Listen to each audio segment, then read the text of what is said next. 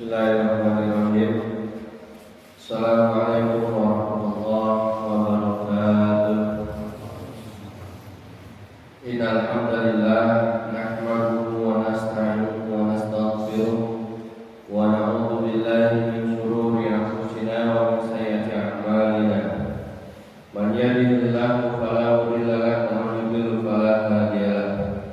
Asyhadu an la ilaha illallah wahdahu la syarika lahu wa asyhadu anna Muhammadan abduhu wa rasuluhu la nabiyya rasuluhu ba'dahu.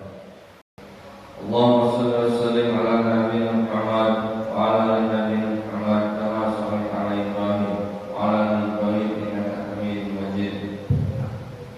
Amma ba'du. Jamaah kajian ba'da subuh Masjid Umar Fathah yang dirahmati oleh Allah Subhanahu wa taala.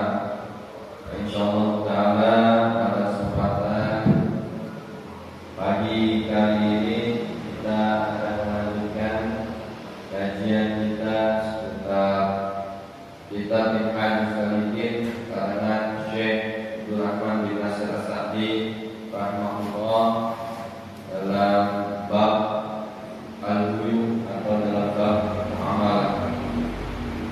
Dan pada kesempatan pagi kali ini kita sudah melewati beberapa pembahasan, yakni sekarang kita masuk dalam pembahasan pertemuan yang keempat. Sebagai review atau murojaah, kemarin kita sudah membahas terkait dengan syaratul buyu atau syarat-syarat dalam jual beli, di mana syarat jual beli ini terdiri setidaknya dalam kitab ini ada 5. Yang pertama, syarat jual beli adalah ridho. Yang kedua, syarat jual beli terhindar dari unsur dharar. Yang ketiga, syarat jual beli adalah barang dimilikinya atau menjadi wakil. Yang keempat, syarat jual beli terhindar dari unsur-unsur riba. Dan yang terakhir, yang kelima, syarat jual beli itu terhindar dari benda-benda yang haram, baik haram zatnya maupun haram juga karena penggunaan. Lalu kita juga sudah membahas terkait dengan babul usul wal thimar, jual beli terkait dengan pohon dan juga buah-buahan, di mana kesimpulannya bahwa ketika transaksi jual beli usul atau pohon belum tentu mendapatkan buah. Sedangkan kalau jual beli buah ini sudah pasti mendapatkan buahnya. Hanya saja syaratnya harus jelas buahnya itu sudah nampak, dan sampai kita menjual atau membeli buah yang belum tampak, maka ini masuk dalam kategori gharar. Pembahasan yang berikutnya kita sudah bahas terkait dengan bab khiyar. Khiyar ini setidaknya ada 3, yakni ada khiyar majlis, yang kedua ada khiyar syarat, dan yang ketiga ada khiyar tadlis. Khiyar majlis adalah khiyar yang masih berada dalam satu tempat. Khiyar syarat adalah khiyar yang ditentukan atas persyaratan tertentu, biasanya garansi. Adapun khiyar tadlis, yakni kalau didapati ternyata barang tersebut ada cacat, maka bisa mendapatkan hak khiyar, yakni hak pilih melanjutkan pembayaran dan juga transaksi atau membatalkan. Lalu berikutnya kemarin sudah kita bahas terkait dengan bab salam, bab jual beli salam atau jual beli salam atau jual beli pre-order, di mana jual beli ini disahkan oleh Rasulullah SAW dengan teknis, yaitu pembeli memesan sejumlah dan sejenis barang kepada penjual, dan penjual berusaha untuk menyiapkannya dengan kondisi yang sudah dapat dipastikan spesifikasinya, dapat dipastikan penyerahannya, nominal harganya, dan juga kualitas barangnya. Sehingga dengan adanya jual beli salam ini pihak pembeli mendapatkan harga yang lebih murah dan pihak penjual bisa memiliki modal di awal. Adapun jika pembayaran di akhir, maka ini disebut dengan bai'ul istisna, jual beli istisna.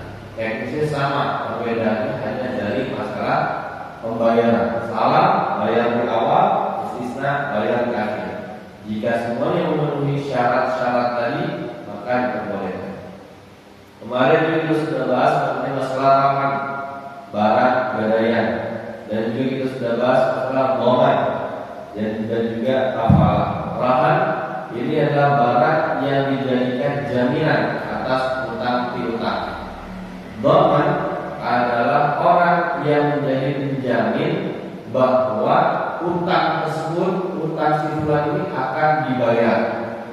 Dan juga kafalah ini adalah orang yang menjamin bahwa dapat mendapatkan si pengutang atau si kreditur dalam suatu perkara jika terjadi masalah dalam utang piutang. Jadi rahan ini adalah jaminan dalam bentuk barang, lalu dhaman jaminan dalam bentuk pelunasan, dan kafalah jaminan dalam bentuk mampu menghadirkan orang atau si pelaku yang berhutang atau disebut kreditur.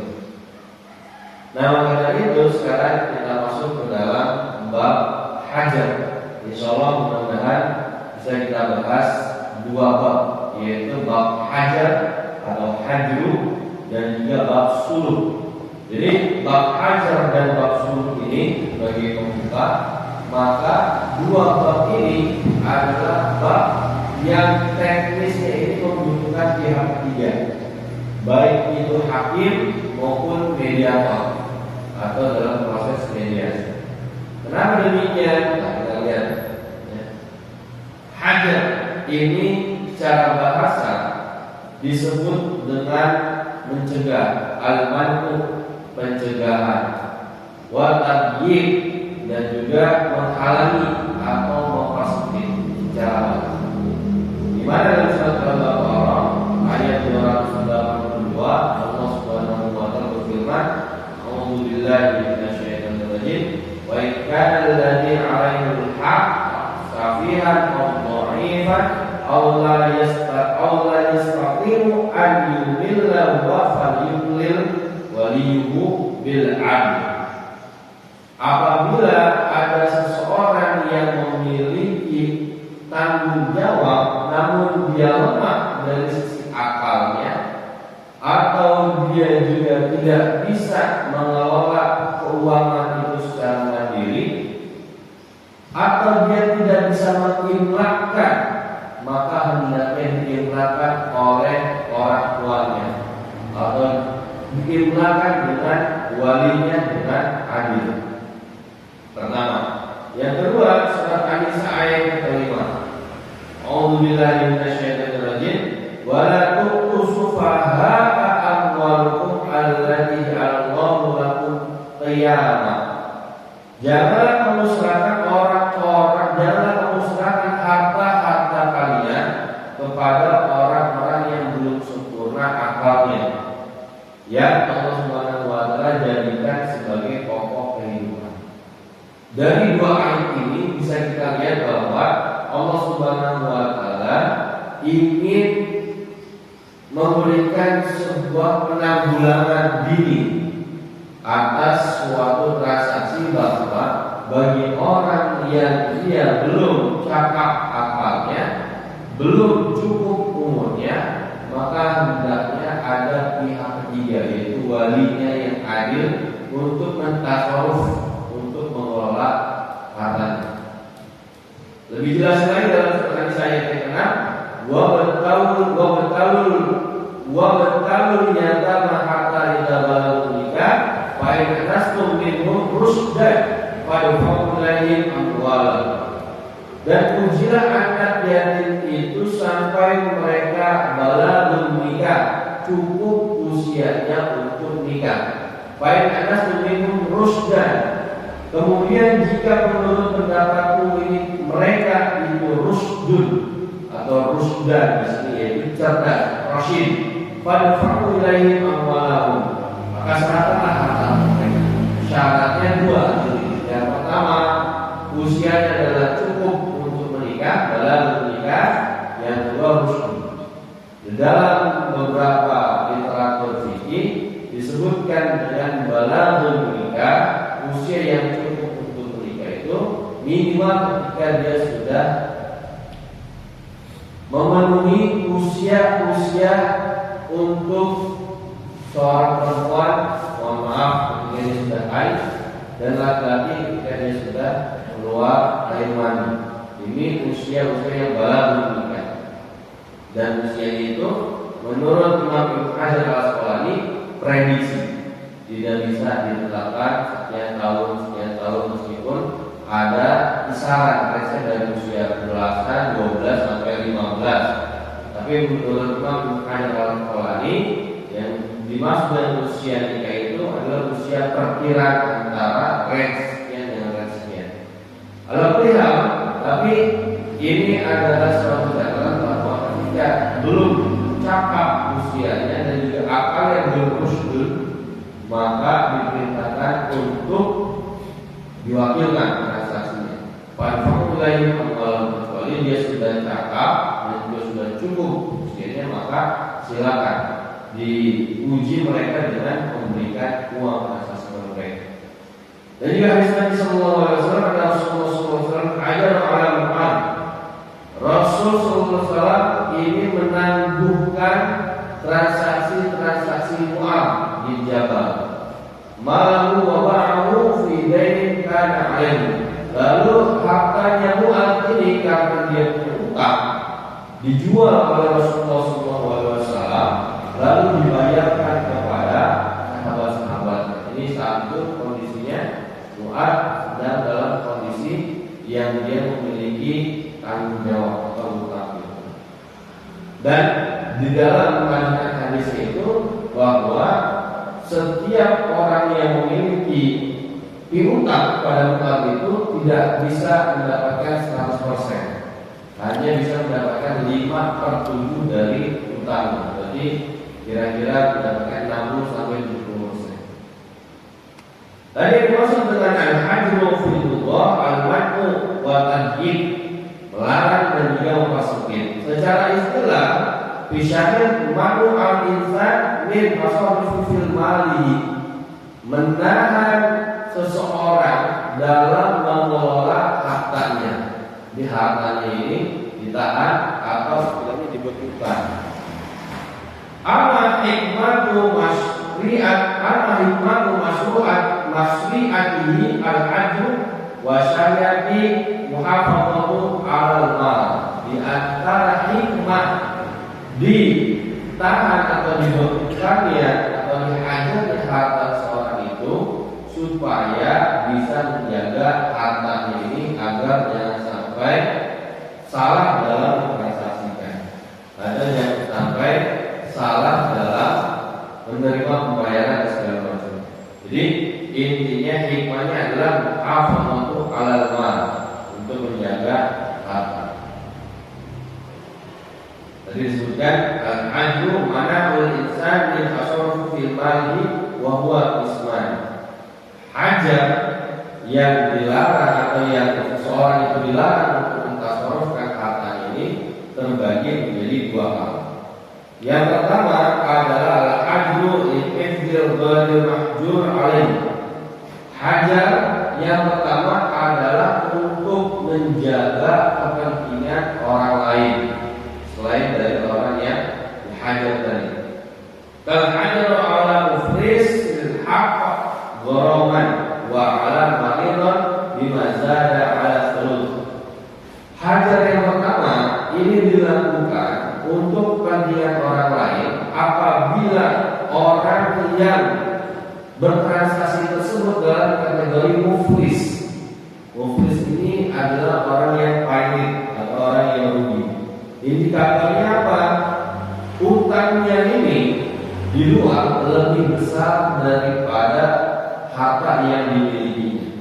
Oleh karenanya orang yang muflis ini ketika hakim memutuskan bahwa dia dihajar, maka dia tidak bisa lagi melakukan transaksi.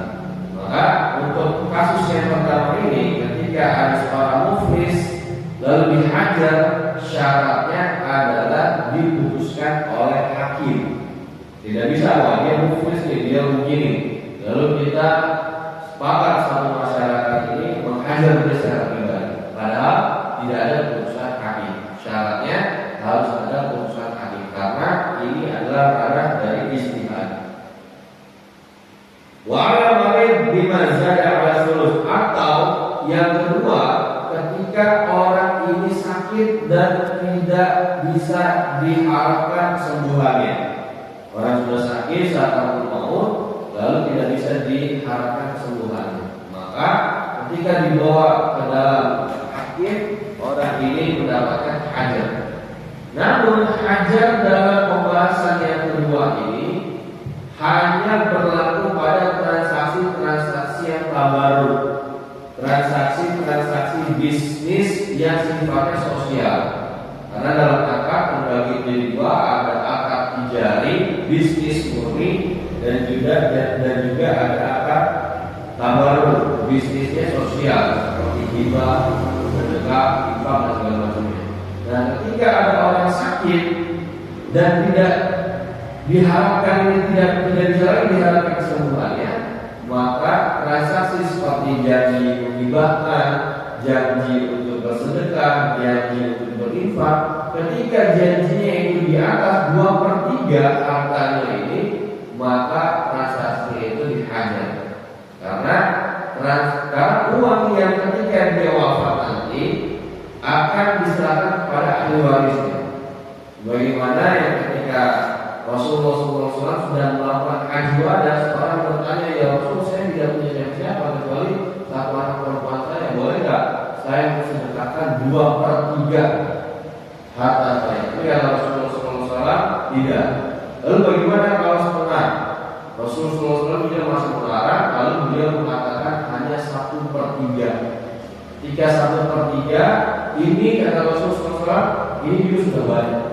1/3 dari hartanya itu dia sudah banyak. Maka dari itu, jika ada orang sakit tapi dia sudah terlanjur janji untuk menghibahkan hartanya, disedekahkan, diwakafkan, dan ternyata setelah diakumulasi ini harta yang dijanjikan itu lebih dari 1/3, misalkan 2/3 atau setengahnya, maka transaksi tabarurnya ini dihajar, dilarang, gitu, artinya ditahan sampai orang ini sekiranya dia kembali sehat. Lalu yang berikutnya, hajar lihifdzil nafsi, hajar untuk menjaga harta dirinya sendiri. Kalau tadi harta orang lain, yang sekarang yang berkaitan dengan harta diri sendiri. Bahwa hajar ala mahjur wasogir wasafi, harta yang ditahan pengelolaannya ini karena dia majnun, karena akalnya ini hilang, atau dia sogir, dia masih kecil tadi, atau dia safi, karena dia disabilitas, difabel. Hanya untuk orang ini dicegah karena misalnya dia adalah orang gila, sudah juga ada dia. Apa yang dimaksud dengan majnun? Berarti majnun kita tahu lah, dia berarti tidak cakap dalam transaksi muamalah, maka tertolak. Sogir dari anak kecil, dan safi ini terbagi menjadi dua. Ada yang ketika dia memenuhi usia balik dan usianya ini dan akalnya tidak usdur atau akalnya dia tidak cakap, maka dari awal dia sudah dikatakan safi, bukan gila, tapi dia disabilitas, difabel. Tapi ketika dia masuk usia balik dan dia usdur, akalnya dia berfungsi dengan sebagaimana mestinya, maka dia memenuhi karakter orang-orang yang mumayyiz. Lalu suatu ketika dia terkena musibah sehingga akalnya ini dia harus menerima suatu kekurangan, sehingga dia dikatakan safi karena suatu musibah. Setelah dia musdur, setelah dia balik, usia 20 30 baru dia terkena musibah benturan segala macamnya sehingga dia mengalami disabilitas. Nah, ini disebut dengan safi. Maka orang yang majnun, orang yang sogir masih kecil dan orang yang safi ini juga jadi hajar tasawuf fil mali dari pengelolaan keuangan. Wa man lahu haq alaihi an yudhirul muqsir. Nah, itu kira-kira gambaran terkait dengan hajar. Lalu kita masuk dalam poinnya. Dalam poin bab ini penulis menyebutkan bahwa wa man lahu haq alaihi an yudhirul muqsir. Apabila seseorang ini dia punya piutang di luar, seorang punya piutang di luar, maka kaidahnya ini adalah yudhirul muqsir. Dia harus memberikan tangguh bagi orang yang dalam keadaan kesulitan. Ini kaidah dari penulis. Yang berikutnya, wa yanbaghi an yuyassiru 'alal musir. Dan hendaknya orang yang ketika dia lapang, misalkan yang memiliki utang ini dia memiliki simpanan, dikatakan dia lapang. Yuyassiru 'alal musir, maka dia diharapkan untuk memberikan kemudahan. Utangnya ditangguhkan, utangnya dilunasi segala macam yang tidak dianggap lagi sebagai piutang itu. Dan sebaliknya, dari sisi si debitur, sekarang dari sisi kreditur, orang yang minjam, wa man 'alaihi al-haq fa 'alaihi al-wafa kamilan bil qadri was sifati. Apabila orang tersebut memiliki utang di luar, dan di sini dikatakan dia ini mampu, maka hendaknya untuk melunasi secara menyeluruh, baik dari nominalnya apapun persyaratan-persyaratan yang kriteria. Kalau Rasulullah SAW, makul dhoni zulmun. Karena Rasulullah SAW di sini bersabda, penundaan pembayaran bagi orang-orang kaya ini adalah zulmun, kezaliman. Wa idza uhila bidaini 'alal malik falyahtal tafaqun alaih.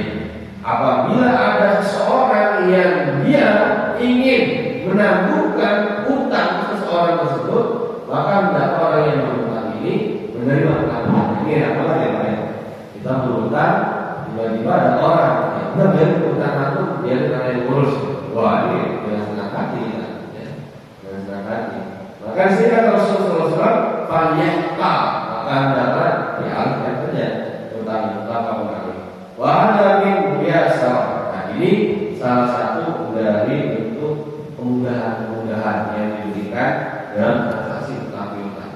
Nah, tapi dalam transaksi utang piutang ini harus dibagi dua. Ayat-ayat atau kaidah yang berlaku bagi kreditur, orang yang meminjamkan, dan ayat-ayat serta kaidah yang berlaku bagi si debitur atau yang meminjam. Jangan sampai kembali orang debitur ini memakai kaidah kreditur, kreditur memakai kaidah debitur misalkan, ya, karena harus dipermudah sama muslim. Kan kalau misalkan sedekah itu lebih baik, kan menunda pembayaran juga ini merupakan salah satu bentuk kemudahan al-muyassar. Nah, ini kan kaidah yang seharusnya ditanamkan oleh si kreditur, ya. Kalau si debitur harusnya dia tadi, ya, memakai dalilnya adalah makul dhoni zulmun, menunda pembayaran bagi orang-orang yang kaya, orang-orang yang mampu, ini adalah kezaliman. Makanya dalam biasanya ini itu ada faktor yang terkait dengan denda pembayaran. Denda pembayaran ini apakah masuk dalam riba atau bukan? Karena prakteknya ini masuknya dalam kategori riba jahiliyah, penundaan, lalu ada pembayaran lebih. Jadi kan praktek dari riba jahiliyah. Tapi di sini ada maksud dalam masalah tahdzir, bukan tahjir, tapi tahdzir dalam bentuk teguran. Al-mali wal qadir 'ala wafa. Al-mali itu adalah orang yang mampu untuk membayar utangnya. Alladzi laisa mumaqilan, dan dia orang yang tidak pernah menunda pembayaran. Wa yumkin tahdiru lil majlis hukmi, dan dia orang yang majlis persidangan.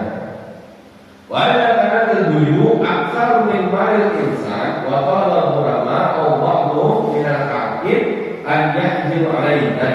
Apabila ada seseorang yang ternyata utangnya lebih luas, lebih banyak daripada harta yang dia miliki, wa talaba ulama, dan si kreditur ini meminta piutangnya ini, menuntut piutangnya atau yang lainnya, bila hakim hanya jiru alaih, maka hakim ini dia menentukan dia dihajar, tidak bisa sendiri, hajar alaih, maka dia dihajar. Wa ma'ahu min tasawwur fil jamil mal, dan dia dilarang, dibekukan dalam mentransaksikan hartanya. Summa yusafi ma'ahu wa taqsimuhu al-ghurama bi qadri duyu. Nah, maka pada saat transaksi itu hakim ini melihat aset-asetnya ini ada apa saja. Apakah asetnya ini ada kendaraan atau ada rumah dan segala macamnya. Nah, ketika asetnya ini bisa dicairkan, maka hakimlah yang berhak untuk menunaikan kepada siapa saja pencairan ini bisa ditunaikan. Setelah transaksinya itu selesai, meskipun tidak full, katakan 50%, 80%, apabila ada kekurangan, maka si pelaku, si pengutang ini, ya, si kreditur ini, si debitur ini, dia tidak wajib untuk bekerja melunasi utang sisanya, karena sudah dalam proses hakim diputuskan, sudah dihajar dan sudah diberikan hartanya. Gitu. Ini dalam proses hajar. Beda dalam proses rahan. Ya, kalau dalam rahan kemarin kita bahas bahwa ketika orang berhutang dijuallah barang gadaiannya, ketika lebih dikembalikan kepada si pemilik barang, ketika kurang maka orang yang berhutang ini harus melunasi sisa hutang. Ini dalam bab rahan. Gitu. Tapi kalau dalam bab hajar dia udah nggak mampu lagi. Dia udah nggak mampu lagi, asetnya cuma ada segini, belum tentu digadaikan kan? Belum tentu digadaikan, aset cuma ada segini, diputuskan oleh hakim, dijual harta yang tersebut, ya, misalkan dilelang, lalu setelah itu dibagikan. Sebagaimana Rasulullah SAW yang dia hajar hartanya mu'al, lalu dibagikan kepada persahabat, hanya masing-masing mendapatkan 5/7 dari seharusnya. Wa qadimu minha illa sahibu rahan birahmi. Orang yang paling berhak untuk mendapatkan pelunasan pembayaran yaitu orang yang memegang gadaian. Dari apabila dia ternyata memegang gadaian, berarti dia yang paling berhak lebih dulu untuk mendapatkan pelunasan. Apabila dia tidak memegang gadaian, maka yang diutamakan yang memegang gadaian. Rahmi. Wa qala Nabi sallallahu alaihi wasallam adraka malahu inda rajulin qad aflasa fa huwa ahaqqu bihi min ghairihi. Barang siapa yang mendapati hartanya ini, bendanya jelas-jelas pada seorang yang bangkrut, seorang yang muflis, fa huwa ahaqqu bihi min ghairihi, maka orang yang memegang barang gadaian ini lebih berhak mendapatkannya daripada orang yang lain. Nah, maka dari itu kita ulang kemarin bab rahan, yaitu tujuan asalnya bukan untuk dimanfaatkan si barang ini, ya, selama dalam masa gadai. Tapi tujuannya adalah kalau kondisi seperti ini, kalau dia muflis nanti bagaimana, kalau dia dihajar nanti bagaimana, kalau dia nanti mau jual bagaimana, kalau dipakai belum tentu utuh dari ketika asalnya. Nah, maka rahan pada saat pada hukum asalnya dia adalah barang yang dijadikan jaminan, bukan barang yang ditransaksikan untuk diambil manfaatnya. Meskipun secara ikhtilaf ada sebagian ulama yang membolehkan dengan dalil bahwa Rasulullah SAW bersabda, kuda atau kendaraan atau hewan tunggangan yang kalian kendarai atau yang kalian tunaikan yang kalian perah susunya, maka hendaknya ditunaikan nafkahnya. Dari hadis ini dibiaskan maka ketika ada kendaraan atau ketika ada barang lain lainnya yang dimanfaatkan maka harus izin dan harus ridho pemilik barang, namun dengan catatan juga harus ada penilaian dari sisi nafkah, entah dari sisi operasional atau dari sisi penjagaan. Itu dalam bab rahan.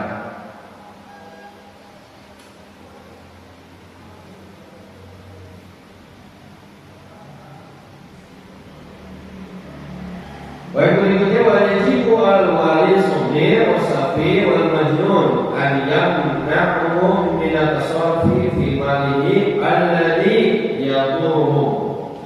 Wajib bagi seorang wali tersebut, ya, ketika orang tersebut safi, orang tersebut sugir, orang tersebut majnun, untuk menahan, melarang mereka bertransaksi terhadap yang mereka gunakan ketika itu dapat merugikan.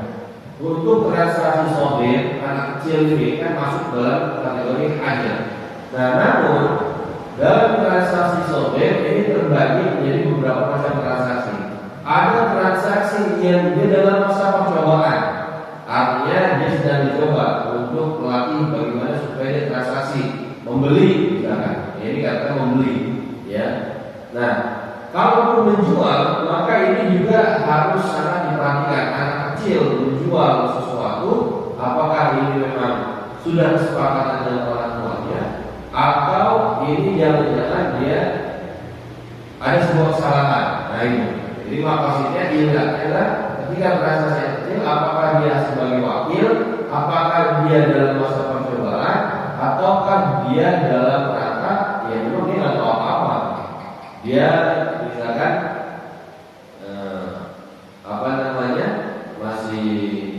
masih lugu, ya, masih lugu.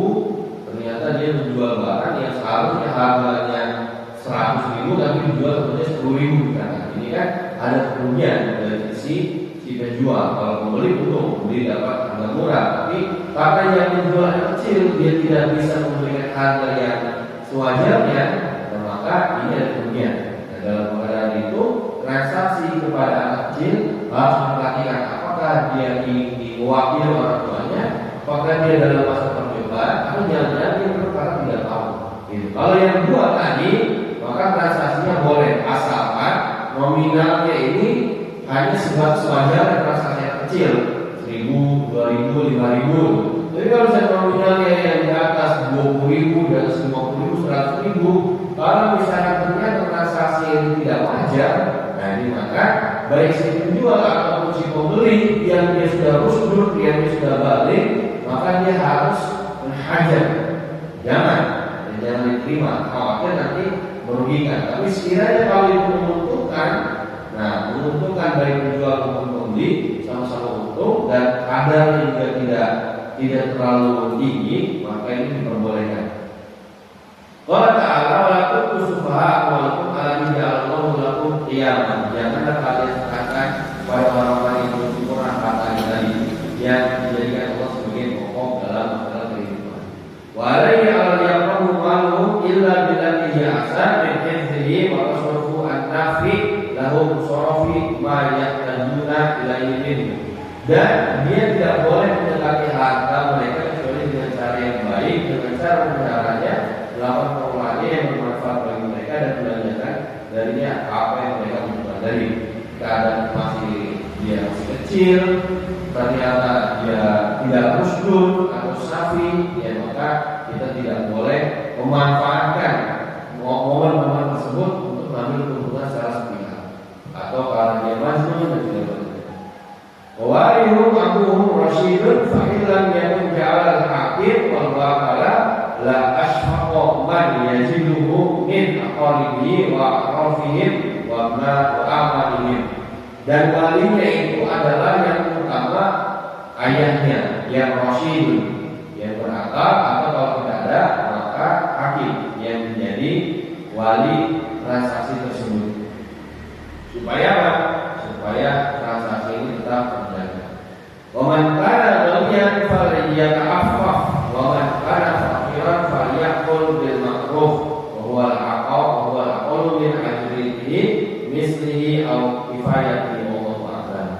Ketika ada seorang wali, maka walinya ini apabila kaya, hendaknya hendaknya dia tidak mengambil keuntungan dari transaksi orang yang safi, majnun, atau orang yang somir ini. Tapi kalau dia fakir, fukara, dia butuh harta, maka orang yang menjadi wali dalam masalah tasarruful mal ini boleh mendapatkan harta ketika harta tersebut hanya digunakan sewajarnya.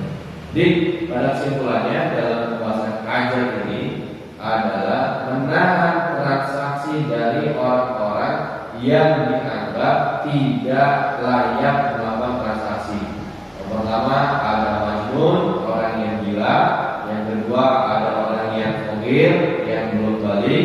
Yang ketiga ada orang yang safi, yaitu orang-orang yang tidak dapat berkomunikasi atau bertransaksi secara optimal. Itu hajar yang pertama dari sisi si pelaku, atau hajar yang kedua dari sisi orang lain, yaitu ketika dia muflis atau ketika dia marid, ketika dia rugi atau ketika dia sedang dalam sakit, maka kondisi ini dihajar. Lalu kita masuk dalam bab sulh atau bab terkait dengan rekonsiliasi atau perdamaian. As-sulh ini kalau Nabi Sallallahu Alaihi Wasallam, as-sulhu jaizun bainal muslimin ila sulhan haraman halalan atau halal haram. Sulh rekonsiliasi ini diperbolehkan selama dia tidak menghalalkan yang haram dan menghalalkan yang halal. Apa sih yang dimaksud dengan sulh? Yang dimaksud dengan sulh adalah prosesi perdamaian kedua belah pihak yang bertikai atau terjadi masalah islah, maka prosesnya adalah sulh. Maka dibutuhkan ada seorang moderator atau seorang mediator yang dia mendamaikan kedua belah pihak karena ada sengketa dan segala macamnya. Baik salahu an aini bi aini aqaru au bidaini jaz. Apabila ada sengketa dari suatu benda dengan dibayar atau dengan utang, maka transaksi sulh ini diperbolehkan. Contohnya, ketika ada seorang dia ini meminjamkan kendaraannya, baik mobil ataupun motor misalnya. Nah, lalu ternyata mobil atau motornya ini tidak kembali.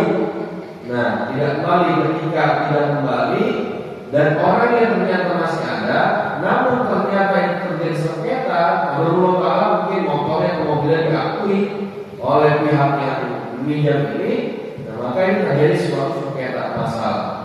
Pasti maka dalam bentuk sulhnya ini, ya, itu yang pertama mobilnya ini diserahkan kembali kepada pihak pertama, atau mobilnya ini diserahkan sebagian dalam bentuk harta dan juga direlakan sebagian, atau ternyata tidak diserahkan sama sekali. Nah, ini dalam bentuk sulh, maka harus ada mediator yang mengaturnya.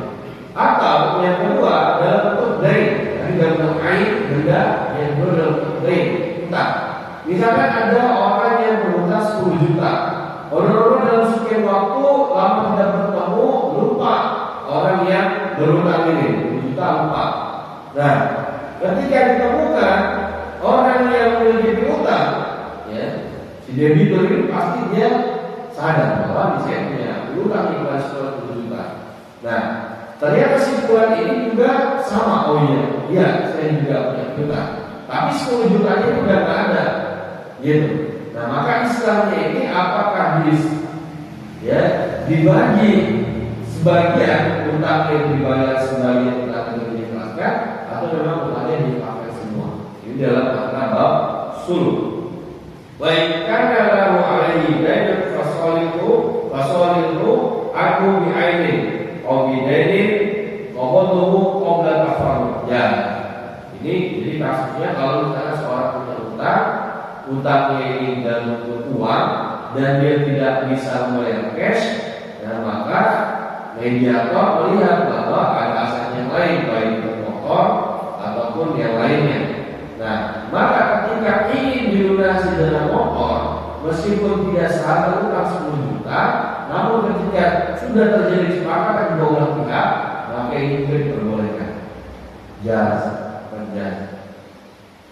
Awsalahu alal manfaati fi maklumah awsalu al-dain al-majal bi ba'dil halan aw kana lahu alaihi dainun la ya'lamana qadrahu fasalahu ala syai'in dzalika. Ketika ada seorang dia punya utang 10 juta, ternyata dia nggak punya aset, nggak punya uang, dana kayak gitu macamnya. Nah, maka salah satu bentuk suluh yang berikutnya adalah dengan cara memanfaatkan aqalihi al-ghairi maklumah, dengan cara memanfaatkan entah itu harta tanahnya misalkan dimanfaatkan, atau misalkan jasanya dia dimanfaatkan, atau apapun itu yang diambil manfaatnya, maka ini diperbolehkan. Pekerja sahih dzalika. Nah, artinya ketika orang punya utang dan ternyata dia tidak bisa bayar, nah maka ketika melakukan islah atau suluh ini dalam mediator atau dalam mediasi disepakati bahwa karena tidak punya harta, tidak punya uang, tidak punya aset, maka orang yang bersangkutan ini dia ingin mengabdikan dirinya, gitu. Diambil manfaat dari pekerjaannya ini selama sekian waktu, selama sekian bulan, ya. Orang yang memiliki utang ini dia mengabdikan dirinya supaya terjadi rekonsiliasi, utang ini dihapuskan sekian, maka pekerjaannya ini maka selesai. Gitu. Itu dalam masalah suluh. Jadi dalam masalah suluh itu bisa dalam bentuk barang, bisa dalam bentuk utang, atau bisa juga dalam bentuk perorangan dalam masalah penyelesaian. Tapi yang menjadi pokok perkara biasanya ya itu harus ada barang. Syarat itu barang. Dan dalam sebagian pendapat suluh itu terjadi ketika ada pertikaian, ketika ada sengketa. Kalau tidak ada pertikaian maka tidak perlu ada suluh. Itu apa bedanya sebenarnya? Dan ketika suluh ini terjadi misalkan antara utang dengan barang atau utang dengan jasa tadi, maka berlaku juga transaksi jual beli. Contoh, tadi utang 10 juta lalu dibayar misalkan dengan motor, maka ini terjadi syarat-syarat jual beli motor dan dengan juga pembayaran secara piutang tersebut, atau jual beli jasa hijau tadi, manfaat pekerjaan segala macam. Waqala Nabi sallallahu alaihi wasallam yamna'anna jaru an yaqrizu hasbahu ala jidarihi, rawahul Bukhari. Nah, ini penulis mengutip sebuah hadis yang berartikan janganlah seorang ini melarang tetangga untuk menyadarkan kayu di dinding. Jadi hampir dalam kitab-kitab fikih disebutkan hadis ini dalam bab suluh. Di antara hikmahnya adalah kita dalam bertetangga, dalam bermasyarakat hendaknya tidak saling merugikan, hendaknya saling membantu, hendaknya saling menguatkan. Maka di sini dikutip ya, baik dalam kitab ini maupun dalam kitab takrib juga disebutkan hadis ini. La yaqna'anna jaru an yukriza hasbahu ala jidari. Tidak boleh melarang tetangganya meletakkan kayu di dalam kayu. Jadi dalam masalah suluh ini ya, rekonsiliasi yang dilakukan atas dasar adanya pertikaian, baik dari sisi pelaku maupun orang yang merasa dirugikan. Jika jalan tengahnya dilakukan mediasi dan diputuskan dalam mediasi tersebut, apakah pelunasan dengan uang, apakah pelunasan dengan utang, atau pelunasan dengan manfaat dari baik manfaat jasa tenaga atau manfaat karena kalian karena anda punya utang pada saya misalnya 500.000, maka ya, untuk menyelesaikan masalahnya motor anda saya pakai selama 5 hari, selama 10 hari, misalkan 1 bulan. Ini juga diperbolehkan. Intinya dalam suluh ini terjadi kesepakatan, terjadi perdamaian. Dalam suluh ini terdiri ada menjadi 2, suluh ma'al ifrad dan suluh ma'al inqad.